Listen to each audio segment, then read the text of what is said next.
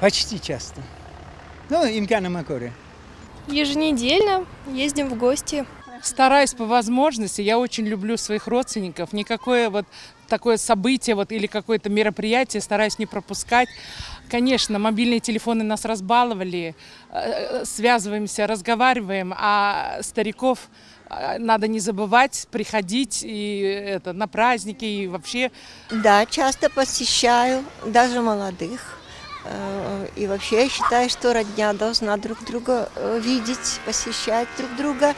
Иначе распадаются семьи, распадается род, и мы не знаем, откуда и чьи мы. А в силу того, что уже возраст, и молодые должны посещать меня, молодые родственники.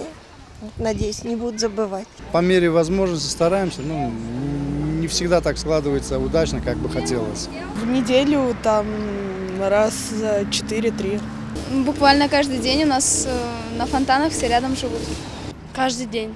У меня в Бахчисарае брат живет, 88 лет ему, он участник Великой Отечественной войны, поэтому я к нему очень часто езжу. Езжу часто, особенно к старым, которые старше меня, но по отцовскому роду, получается, по роду отца.